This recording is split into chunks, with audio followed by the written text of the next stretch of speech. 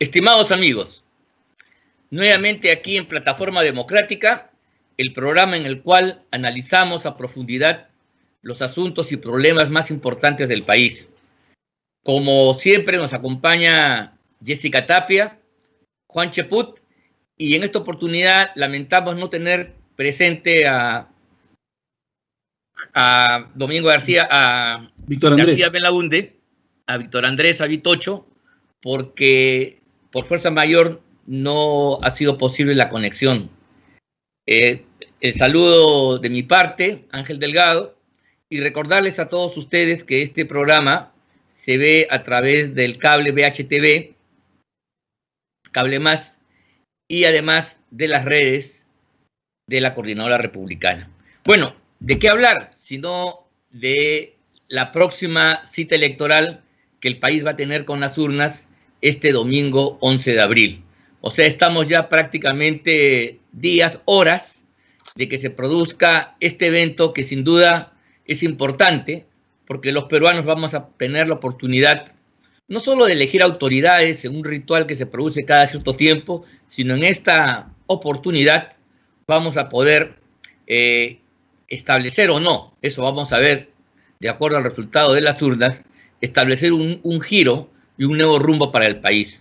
O continuamos de alguna manera con estos años en los cuales se ha puesto en marcha un proyecto político, una práctica que ha tenido consecuencias nefastas para el país en distintos campos, en el campo institucional, el fracaso económico que ha provocado el retroceso significativo del país en la lucha contra la pobreza y, por supuesto, la angustia que significa la incompetencia gubernamental para poder enfrentar el coronavirus en su nueva ola, en sus nuevas versiones. Bueno, las elecciones entonces son un espacio de esperanza vista de este punto de vista, porque la democracia y a través del principio de la alternancia en el poder vamos a poder, en principio, acabar con un régimen con estas características e inaugurar uno nuevo que disponga las cosas de una manera distinta. Yo quería preguntarte, Jessica, a ti en particular, ¿cómo se está viendo desde Estados Unidos estas elecciones? ¿Hay expectativa? ¿Hay comentarios en los círculos de poder, en las instancias económico-financieras o simplemente en la gente, si es que ha tenido oportunidad de conversar con ella? ¿Qué dice la prensa en el país del norte, en Estados Unidos? Jessica. Sí, definitivamente. ¿Cómo están, Ángel, Juan? Hay cierta expectativa.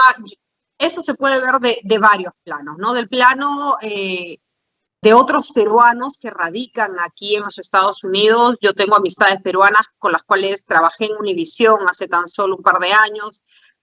Tengo gente que conozco, peruanos que están acá a veces en condiciones también de ilegalidad y que tienen una percepción también bien clara de lo que viene pasando porque añoran su tierra, su terruño al cual no pueden regresar y ven expectantes este proceso electoral. Luego tengo el tamiz de ciertos colegas, periodistas, que si bien es cierto, trabajan esporádicamente, así como yo, que se nos ve, sacas la cabeza como el avestruz y luego desaparecemos porque ya estamos viviendo lejos, con los cuales intercambio ideas y tienen una percepción distinta quizá de quienes están ahí 24/7, ¿no? Que están todos los días de la semana y viven en Perú. Y además de eso está la prensa internacional que da cierta cobertura. Debo decir que estoy algo sorprendida de no ver tanta cobertura internacional sobre nuestro proceso electoral. Sí, no vamos a negar de que CNN ha entrevistado a algunos candidatos, pero yo esperaba mucho más, dadas las características de lo que se viene viviendo políticamente en nuestro país, de estos cambios de gobierno abruptos que hemos tenido en los últimos meses, de esa inestabilidad que nos está rodeando, de ese mal manejo de pandemia que nos puso en las primeras planas de muchos titulares, pero no, parece que al contrario, creo que lo que hará titular será a los días de las elecciones para ver quiénes finalmente pasan a una segunda vuelta. ¿Qué análisis se puede hacer desde la lejanía yo creo que el análisis donde todos estamos coincidiendo es en este pensamiento de que los índices mostrados en las encuestas no necesariamente están reflejando la realidad. O alguna miente, o alguna está trastocada, porque no puede ser que 4 o 5 encuestadoras importantes que están apareciendo ahora constantemente, siendo difundidas en redes sociales y medios de comunicación, den tan variopintos porcentajes que no necesariamente coinciden. No voy a decir que hay contradicciones, pero los números y los porcentajes, las posiciones de los candidatos no necesariamente podríamos decir que todas hacen un buen trabajo. Definitivamente alguien se está equivocando, alguien está utilizando una metodología errada para darles el beneficio de la duda y no decir que hay intereses bajo la mesa, que es lo que muchos comentan, pero como yo no tengo pruebas, no me puedo echar de boca una afirmación tan ligera, ¿no? Pero sí hay algo que no huele muy bien, hay que decirlo, ¿no? Algo está mal. Hay que recordar, los peruanos tienen que recordar que en el país existen 80 encuestadoras que tienen licencia. Imagínense ustedes, 80 empresas, las cuales pueden hacer encuestas, de las cuales solamente 15 aproximadamente se dedican a trabajar con cierta regularidad, y sobre ese pequeño grupo hay uno más reducido aún, que son los que se dedican al trabajo en época política. Ahora, todas estas 80 encuestadoras tienen una supervisión por parte del Jurado Nacional de Elecciones y podrían trabajar definitivamente. Y las últimas regulaciones se han dado en el segundo semestre del 2020, según ha estado investigando. Así que yo me imagino que algunos profesionales dedicados a eso deben estar ahí. Pero ya cuando vemos las cifras, sí me da que pensar, Ángel. Lo que también desde una percepción lejana, y con eso redondearía, es que a solo 4 días de las elecciones, en donde 18 candidatos van a llegar a pelear por estar en la casa de Pizarro, por llegar a la presidencia, el dólar también a nivel de los extranjeros, los que vemos desde fuera, nos da un indicativo bastante claro de qué estaría pasando, ¿no? El dólar comenzó a subir de manera galopante, mientras que se creía que Johnny Lezcano, Verónica Mendoza tenían una gran posibilidad de hacerse con la presidencia de la República. En la medida que esas dos candidaturas se han visto estancadas o han retrocedido con la vehemencia que iban avanzando, porque posiblemente Castillo les esté robando votos, parece que estos indicadores económicos han hecho que todo ese zamaque se ordene, y el dólar esta semana, ¡pum!, milagrosamente se ha bajado y se ha como que estabilizado un poco. Yo creo que a la distancia podemos hacer un poco ese análisis. Puede ser que me esté equivocando, solo Dios sabe, pero no lo creo. Y bueno, ya estamos a la vuelta de la esquina. ¿Qué te puedo decir yo desde acá, desde la ciudad de Chicago? Simplemente a rezar con todas las fuerzas para que el país caiga en las manos de alguien que pueda tener un estilo económico que los lleve a salir del hueco profundo en el cual se encuentre, una mano dura, para decirlo de alguna manera, para luchar contra la corrupción, y simplemente la sabiduría y el tino para lograr las alianzas necesarias. Como ya hemos hablado la semana pasada, creo que Juan, Víctor Andrés, todos hemos coincidido en que sin alianzas, sin acercamiento, nadie hace nada. Y sobre todo en esta oportunidad en donde van a entrar pequeños porcentajes de cada uno de los partidos, ¿no? Yo creo que es más importante que nunca alguien conciliador. Muy bien, muchas gracias, Jessica. Muy importante el comentario. Creo que efectivamente todos estamos a la espera, y finalmente las palabras podrían eventualmente sobrar ante una realidad que se va a imponer. Realidad que, por cierto, está obnubilada, encerrada en una situación de incertidumbre. La incertidumbre ha sido, digamos, la característica permanente de este proceso atípico por el tema de la pandemia, la angustia económica, la poca participación política. Y creo yo que los peruanos en general vamos a ir a depositar nuestro voto en las urnas este 11 de abril, este domingo, imbuidos dentro de esa incertidumbre que no se ha disipado, a pesar de las encuestas a todo gusto que han salido, porque yo tengo la sensación de que las encuestas que corresponden a métodos científicos y matemáticos, a las estadísticas, que es un mecanismo para prever situaciones y medir cuantitativamente una realidad y sacar algún tipo de pronóstico, han dejado pues han renunciado a sus fueros propios de la ciencia y se han convertido más o menos, unas más que otras, en herramientas del quehacer político, al gusto de los distintos intereses que están en juego en esta escena electoral. Bueno, si esto es así, ¿qué podríamos decir? ¿Qué sorpresa, qué escenario es el que se vislumbra?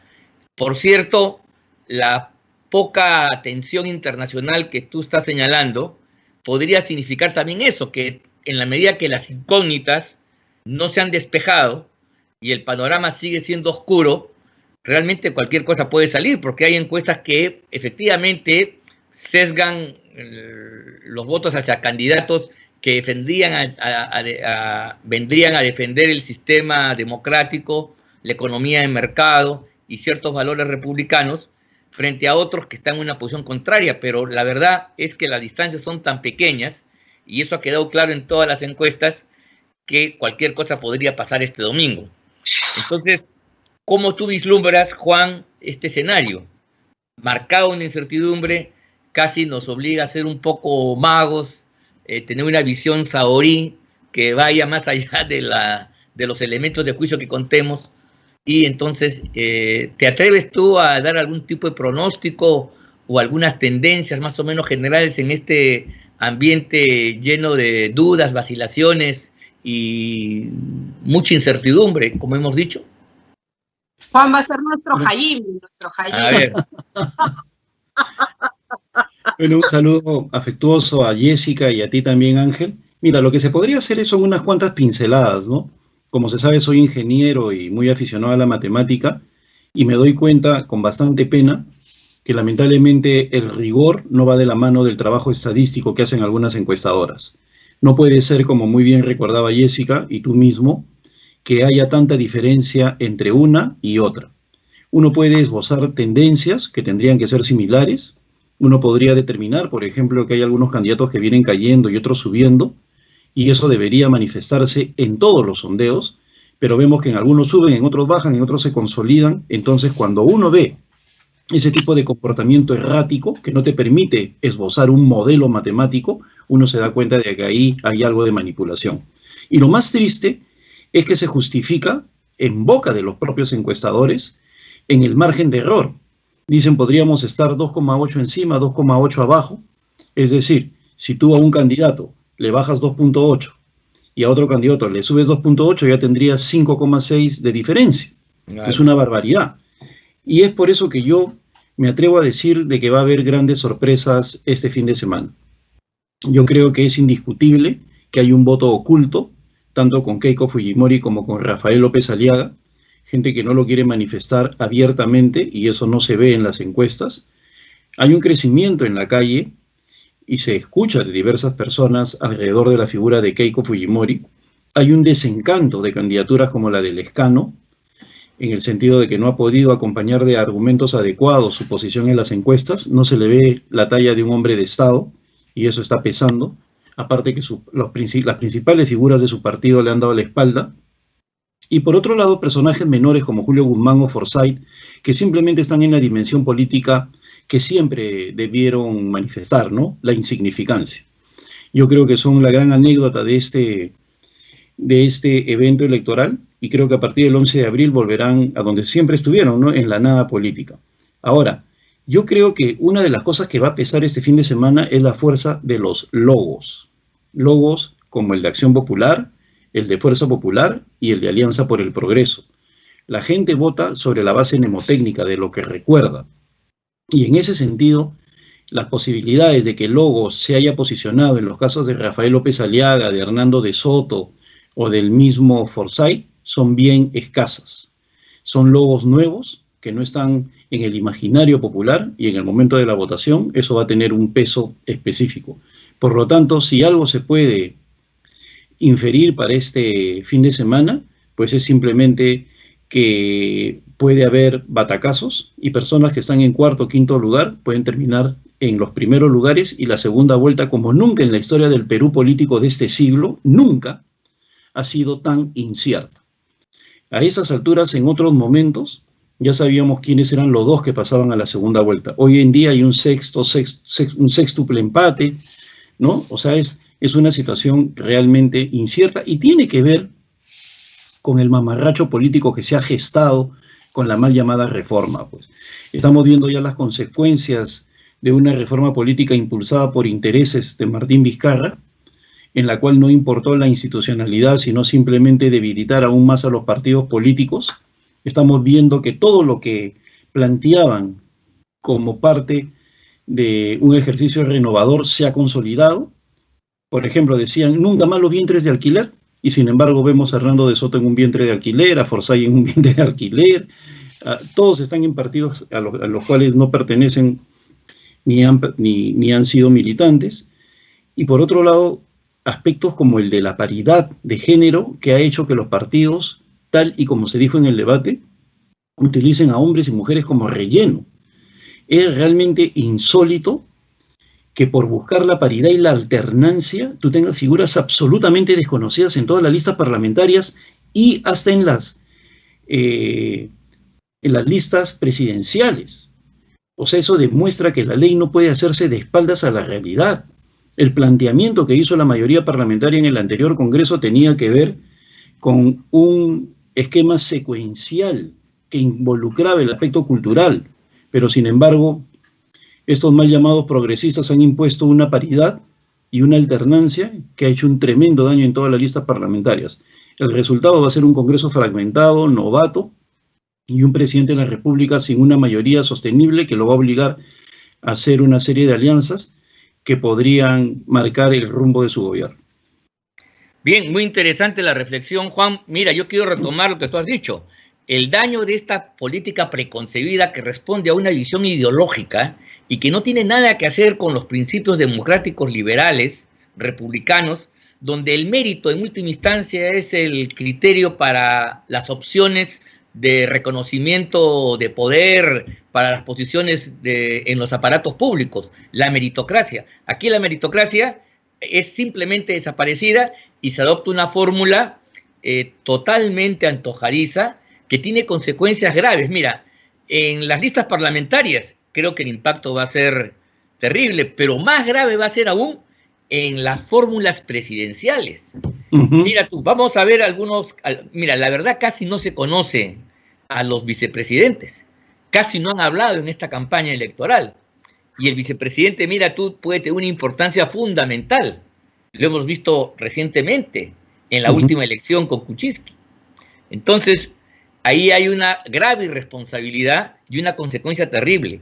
Mira tú, en el caso de Hernando de Soto, prácticamente la primera vicepresidenta es una persona totalmente desconocida.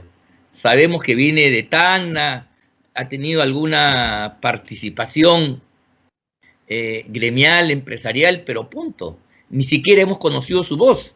Y en el caso de la vicepresidenta de López Aliaga, lo hemos conocido por un video que se filtró de otra expresión que causó inclusive una suerte de rechazo por su visión conservadora, aparentemente sexista. No la quiero criticar, pero lo que quiero decir que su única intervención fue totalmente desafortunada, ¿no? Y esto es la obligación, claro, porque como tiene que haber alternancia en una fórmula presidencial de 3, tú te ves obligado a poner realmente a la persona no idónea. Mira, francamente, en la lista, voy a hacer un ejercicio, en la lista de López Aliaga, porque él lo ha expresado inclusive públicamente, a raíz de las declaraciones de la señora vicepresidenta de Arequipa, ella hasta le pide que dé un paso al costado, que renuncie, cosa que no se ha verificado, por cierto, porque probablemente una cosa distinta era que el primer vicepresidente sea el almirante Montoya, al cual todos conocemos y todos tenemos una buena impresión de él, que esta señora. Pero claro, como hay un pie forzado, como hay una obligación formalista, no fundamentada en el mérito, en lo mejor para el país, el almirante Montoya tiene que aparecer como segundo vicepresidente, con los riesgos que eso puede significar para la gobernabilidad en una situación futura. Bien, yo quería preguntarte sobre esto. Creo que este tema nos lleva cómo estas políticas de género mal entendidas, distorsionadas, tienen consecuencias peligrosas en el momento de la toma de decisiones de este nivel, a nivel político, donde realmente deberíamos tener la mayor responsabilidad y exigirle a todos los candidatos los mayores méritos, las mayores luces y capacidades, y no hacer este tipo de discriminaciones, repito, antojadizas, que responden a visiones ideológicas con todo lo que eso significa. Y una pregunta final, preguntarte, aprovechando tu visión, tu atalaya internacional, preguntarte si la misma posición de aparente indiferencia o lejanía sucede allá en Estados Unidos frente a las elecciones que se van a llevar a cabo en simultáneo también el domingo 11 en Ecuador, donde se va a definir entre dos opciones, ¿no? Que van a, y eso sí va a tener consecuencias reales, porque ya entramos a la recta final. ¿Es lo mismo en Ecuador, la misma indiferencia, o para Estados Unidos la cosa es lo mismo y se confunden los países?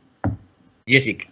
Okay. Yo sí he leído un par de artículos mucho más extensos y más elaborados sobre las elecciones de Ecuador. Quizá porque ahí ya hay una suerte de tendencia clara hacia dónde caminan cada uno de los candidatos. Aquí todos, ¿cómo decir? En Perú, me parece que muchos van disfrazados con su piel de cordero encima. Entonces, para la prensa internacional hay unas posiciones bastante confusas, ¿no? Nosotros hemos visto últimamente muchísimos artículos en prensa internacional que han llegado de rebote a Perú de, por ejemplo, Verónica Mendoza, como si Verónica Mendoza fuera la gran solución a todos los problemas del Perú y que parece que toda la derecha había dejado en los últimos gobiernos solo cosas malas y se necesita una mano mucho más radical que nosotros conocemos, que es una mano roja. Entonces, en el caso de Ecuador, creo que no hay lobos con piel de cordero. Creo que cada quien se ha mostrado como es. Cada quien ha definido claramente su posición.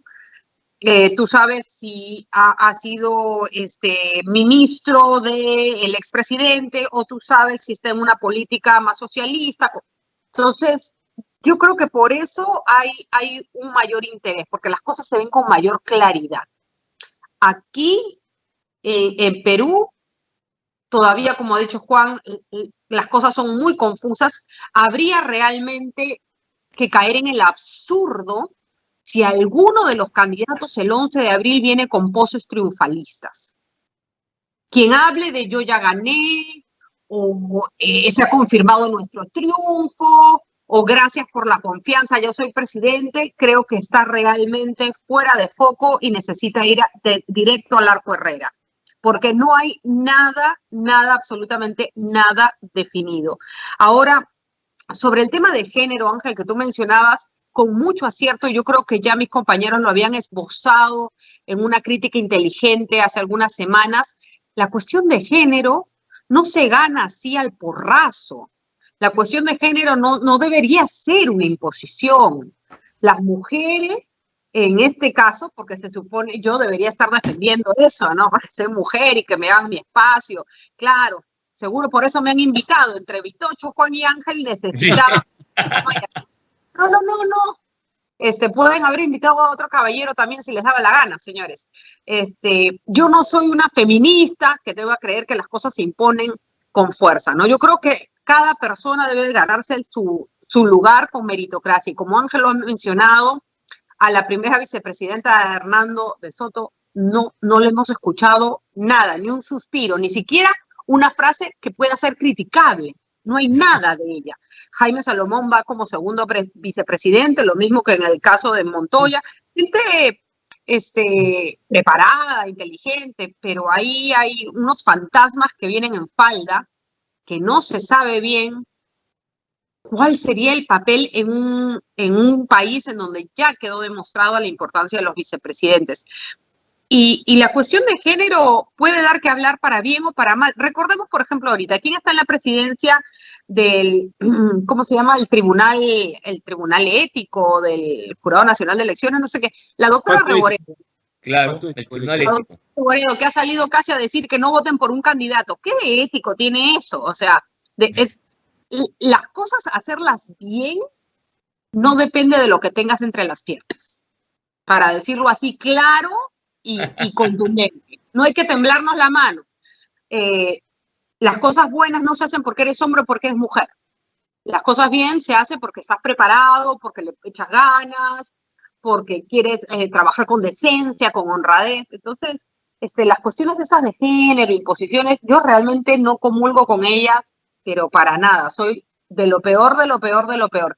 Y creo que algunos de ustedes habían mencionado a Vizcarra, por favor, no nos olvidemos de hablar de él, porque no va a ir a prisión, así que Ángel, por favor, pregúntale a Juan para que Juan se despache así a su gusto. Bueno, tomo la posta. Porque es nuestro fantasma, nos ha perseguido, todas las semanas hace noticia ese hombre. Bueno, mira, tienes razón, Jessica, mira, Vizcarra es el trasfondo, es el telón de fondo de todo este proceso y quizás la explicación más notable de la crisis política que vivimos en el país. O sea, no en vano hemos tenido 3 años de vizcarrismo y las raíces que él ha sembrado están ahí latentes, están presentes en distintos aparatos del Estado, incluso en otros poderes como la Judicatura y el Ministerio Público. Por eso, por esa razón, a mí no nos llama, y creo que aquí los 3 y los 4 con Víctor Andrés, con Vitocho, teníamos la sospecha que no le iba a pasar nada. Y que inclusive esta petición de la Fiscalía encargada de la investigación para la prisión preventiva era casi un cumplir un trámite para que no se diga pues que no se ha pedido, ¿no? Pero hemos visto el razonamiento de la jueza, hemos visto lo que ha resuelto ya la sala de la Corte Superior de Lima y en consecuencia se ratifica que en este país las normas no se aplican por igual a todas las personas. El principio de igualdad ante la ley y ante la justicia está totalmente festinado, salta por los aires. Si tú tienes una determinada posición o eres tal cosa, respondes a, te van a aplicar la norma con eso famoso, eso que decían en mi casa hace mucho tiempo, la ley del embudo, decía mi abuela, para los amigos lo ancho y para los que no son la parte angosta. Esta hipocresía es terrible, ¿no, Juan? Yo creo que merece la pena un comentario, pero me gustaría también que des una opinión sobre lo siguiente. El escenario postelectoral, ¿no? Post primera vuelta electoral, ¿es un escenario que calma las aguas, que tranquiliza al país? O digamos, la crispación, las tensiones van a seguir como siendo la nota fundamental del proceso político peruano. A ver, esas 2 preguntas, mi querido Juan. Dependerá, ¿no? Porque como tú bien has señalado ante la pregunta de Jessica o la solicitud de Jessica muy pertinente de hablar sobre Vizcarra, dependerá qué dupla pasa a la segunda vuelta. Si es una dupla, por ejemplo, conformada por Johnny Lescano y Hernando de Soto, yo no tengo duda de que va a ser calma, no va a haber presión mediática, porque con los 2 candidatos, con Hernando de Soto y con Johnny Lescano, se sentiría muy cómodo Vizcarra, no tengo la menor duda. Más aún cuando siento que alrededor de Hernando y hay un grupo progresista, caviar, que está impulsando esa posición. Si a la segunda vuelta pasa Keiko o Rafael López Aliaga, pues simplemente va a ser un pandemonio. No tengas la menor duda que va a venir una agresivísima campaña contra Keiko, Fujimori o Rafael López Aliaga para evitar que lleguen a la presidencia. ¿Por qué? Porque Martín Vizcarra es la expresión, la punta del iceberg de un sistema absolutamente corrupto que viene de estas fuerzas mal llamadas progresistas que han capturado el poder con Ollanta Humala y no lo quieren soltar. Son personas que han enriquecido su vida, entre comillas, gracias a las consultorías, las asesorías y las prebendas que reciben del Estado. Son personas que de manera calculadora y fría han logrado tomar el control de la Junta Nacional de Justicia. De ahí ese sentimiento de coacción sobre los jueces que han fallado a favor de Vizcarra. Eso demuestra que está funcionando el modelo que ellos han implantado para que un individuo absolutamente corrupto quede impune. por la propia justicia. Entonces, el siguiente paso, no tengo la menor duda, va a ser aceptar la acción de amparo para que el próximo Congreso no lo pueda desaforar. Y así por el estilo, vamos a tener a un personaje que, como ya lo he señalado en anterior conversación con ustedes, va a hacer que el próximo Congreso nazca muerto, pues la agenda va a estar alrededor de su supervivencia y las posibilidades de coalición o no van a estar sesgadas por la forma como se comporta este individuo. Pero lo que debe quedar claro para todo el pueblo peruano es que Martín Vizcarra es solamente la parte, el front-end, lo que se muestra, ¿no? Es el sujeto visible de un grupo de personas dentro de las cuales están los organismos no gubernamentales, las ONGs. ¿Dónde está la protesta de proética? ¿Dónde está la protesta de transparencia? ¿Dónde está la protesta de IDL? ¿Dónde está la protesta de todos aquellos que por cualquier cosa ínfima levantan el grito al cielo? Y en ese caso no dicen ni una palabra. ¿Por qué? Porque se mueren de miedo que se levante la alfombra. ¿Y qué se descubrirá? No lo sé. Pero ese silencio no puede ser acompañado de un silencio nuestro. Tenemos que denunciar. Estos organismos permanentemente ponen una serie de líneas rojas en la sociedad para señalarte, pasaste la línea roja, tú también, tú no. Y sin embargo, cuando se trata de Vizcarra, no dicen absolutamente nada, como no lo dicen algunos candidatos. Por lo tanto, el personaje símbolo de la corrupción en el Perú puede llegar al Congreso. Yo espero que no pase la valla Somos Perú. Yo creo que debemos hacerle un llamado a los peruanos para que no voten por Somos Perú, para que de esa manera no pase la valla y él así tenga 100.000, 200.000 votos, no puede ingresar al Congreso, pues se necesita un mínimo de 5% de votación y eso lo puede dejar fuera para que enfrente sin ningún tipo de inmunidad a la justicia peruana. Él ha contaminado este proceso, él ha generado las condiciones para tener un sistema cada vez más mediocre y es algo que no podemos tolerar. Mira, Jessica hizo un análisis bien interesante de la parte internacional. Para aquellos lectores, pues me consta de que hay lectores que siguen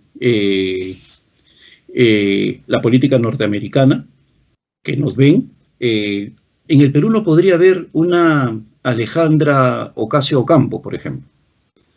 No podría haber una Nancy Pelosi. Yo recuerdo mucho cuando Alejandra o Alejandría, no sé, Jessica me comentará, me corregirá si me equivoco, AEO creo que le dicen, en el Partido Demócrata, la entrevistan en un medio absolutamente antagónico a Alejandra, que es una superstar dentro de la Cámara de Representantes. Y le dicen, usted está preparada para suceder a la presidenta de la Cámara, a Nancy Pelosi, y usted dice, ¿está loco? Yo por lo menos necesito 30 años más en la Cámara para poder llegar a los niveles de experiencia que se requieren para manejar eso. 20 o 30 años para hacer una especie de alter ego de Nancy Pelosi que tiene 80. Entonces, eso en el Perú hoy es imposible gracias a Vizcarra y estas ONGs que he mencionado. Han destruido la institución parlamentaria, esta gente. La han destruido. El Congreso que viene será novato. Podrá haber personas de buena voluntad, pero será novato e inexperto y por lo tanto absolutamente manipulable por culpa de esta gente que es la verdadera enemiga del Perú. Estas ONGs, estos periodistas que prefieren las prebendas, estos periodistas que no van de la mano de la objetividad, estos medios de comunicación que han preferido la supervivencia económica que valorar dignamente la verdad, y empresarios silentes también, a los cuales no les preocupa el futuro del Perú. Estamos yendo en línea recta a un quinquenio aún más inestable que el actual, porque es un quinquenio que no tiene partidos. Las principales fuerzas políticas y los principales políticos, como nunca también en la historia de ese siglo, van a estar fuera del Congreso. Por lo tanto, la inestabilidad, al no ser parte de la institucionalidad, va a ser cosa de todos los días. ¿Y eso por qué? Por lo que ha generado Vizcarra como instrumento de este grupo de organizaciones y de intereses que le han hecho un tremendo daño al Perú. Muy bien, Juan, creo que sí, pues es verdad, es verdad lo que decimos de Vizcarra. Vizcarra, el epígono principal de la crisis política, se zurra en todas las normas, en todas las barreras de protección del sistema, puede ingresar al espacio congresal y de ahí tener nuevas trincheras y casamatas para defenderse, polarizando el país nuevamente y haciendo y condenando al Congreso a su práctica destrucción por agotamiento. Creo que eso es verdad.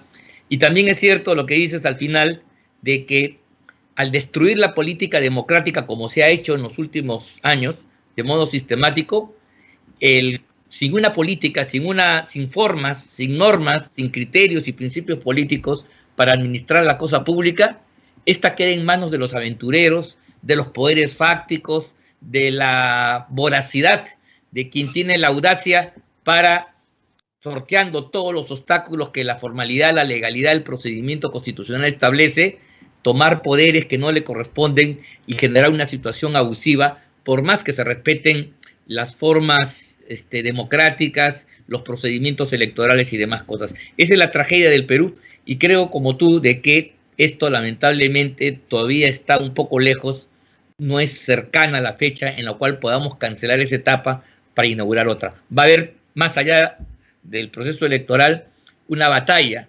para erradicar estos profundos males que han contagiado al cuerpo nacional con todas las consecuencias graves que conocemos y compartimos.